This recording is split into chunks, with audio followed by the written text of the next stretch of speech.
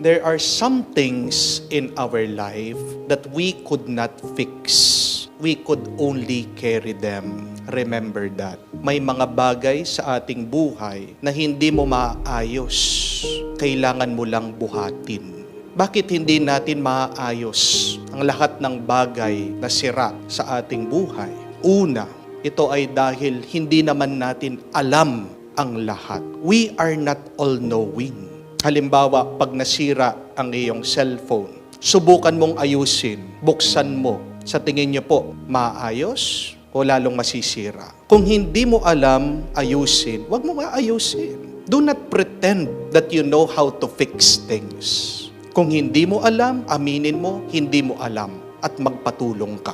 Amen? At lalong-lalo na, it is a reminder for us not to fix people. Bakit hindi dapat natin ayusin ang mga taong may sira sa kanilang isip o may problema sa kanilang buhay? Kasi tandaan mo, hindi mo rin naman alam lahat-lahat na nangyayari doon sa taong yon. Kung ano ang tumatakbo sa kanyang isip, kung anong nararamdaman niya. Remember, people are complicated. All of us are unique. Some things may work for you, but it may not necessarily work for others. And when you try to fix others, you will have more problem than solutions. And why is that? Because it seems that you're trying to control the independence or freedom of people.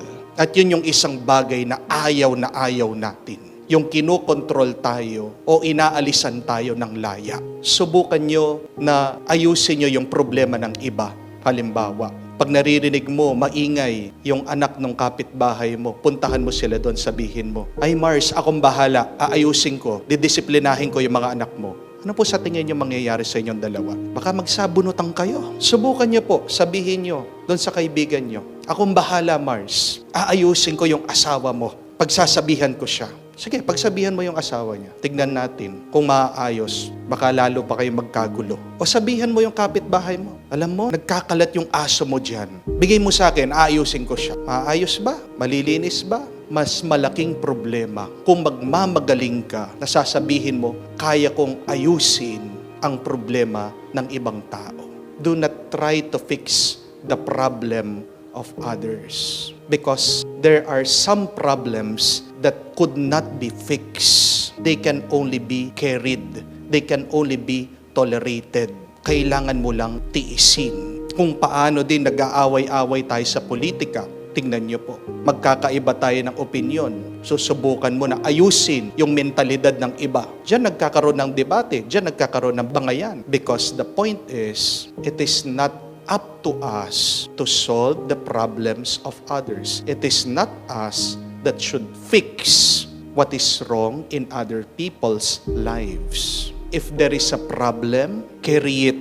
Buhatin mo. Yan yung pinapaalala sa atin ng Panginoon. If anyone wishes to follow me, sabi niya, he should carry his cross. Buhatin mo. Huwag mong aayusin. Huwag mong sosolusyonan. Buhatin mo lang. And we should carry it to the Lord.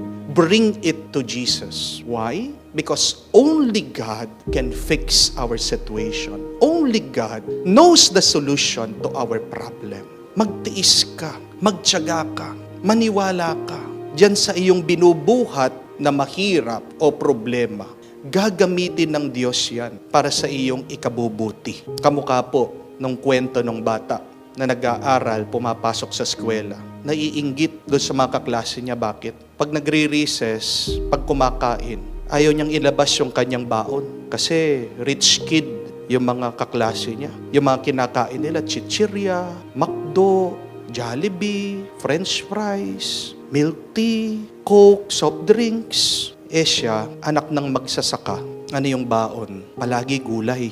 Talong, opo, kangkong, itlog, isda, kanin. Pagkatapos, swerte na siya kung meron siyang buko juice. Pero palagi, tubig.